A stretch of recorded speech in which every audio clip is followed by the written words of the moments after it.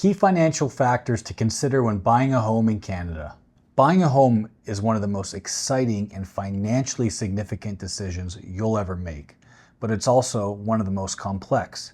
To navigate the journey with confidence, you need to understand the key financial factors lenders use to assess mortgage eligibility. Welcome to the channel. My name is Eric Silvaggi. I'm a wealth advisor with Aegis Wealth Management, a part of Wellington Altus Private Wealth.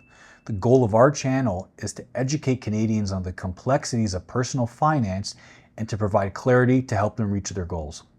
If you're new to the channel, please make sure to subscribe and click the like button. Today we're going to explore the 6 pillars of mortgage qualification and what they mean for you. Loan-to-value ratio. The loan-to-value ratio, or LTV, compares the mortgage loan amount to the value of the property. It's a simple percentage, the loan amount divided by the home's price. For example, if you buy a $650,000 home with a 40% down payment, your mortgage would be $610,000, making your LTV ratio about 93.8%. There are 2 main categories of mortgages. Conventional mortgages, where the down payment is at least 20%, no mortgage insurance required. High ratio mortgages, down payments under 20%.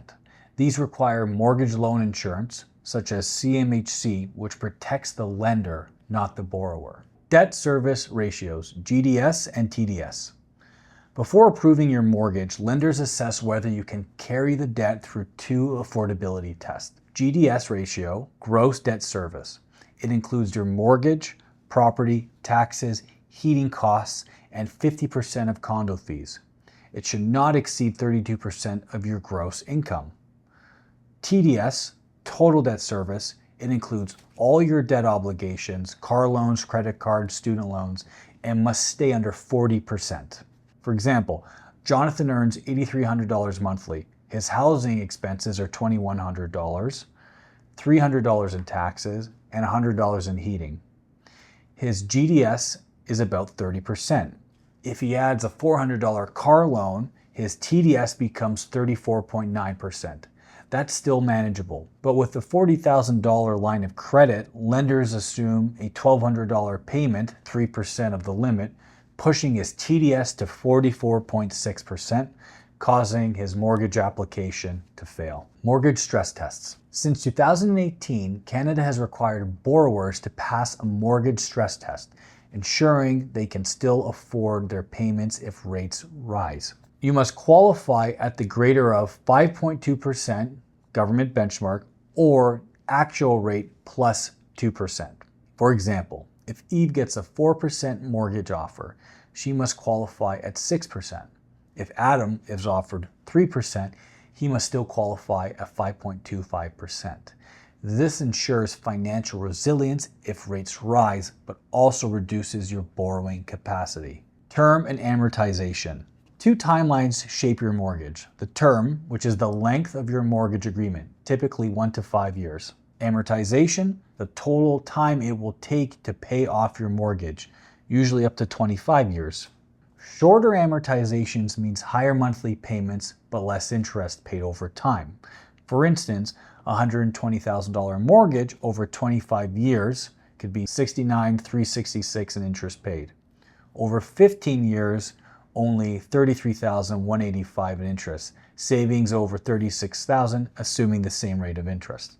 Interest rates. Interest rates are either fixed or variable. A fixed rate offers stability. A variable rate changes with the market, riskier but potentially cheaper over time. For example, with a variable rate, if interest rates fall, more of your payment goes to principal. If they rise, then the reverse happens.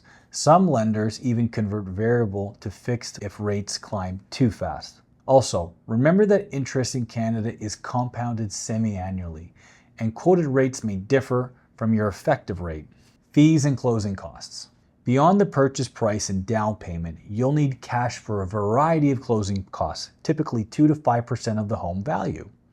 Land transfer taxes, legal fees and disbursements, home inspections, appraisals, surveys, CMHC mortgage loan insurance, development charges, and GST/HST for new homes.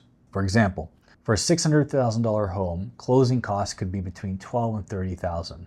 Funds that must come from your own resources, not borrowed money. A home is more than a place to live. It's a major financial commitment, but with careful planning and right guidance, it can be a secure, rewarding investment.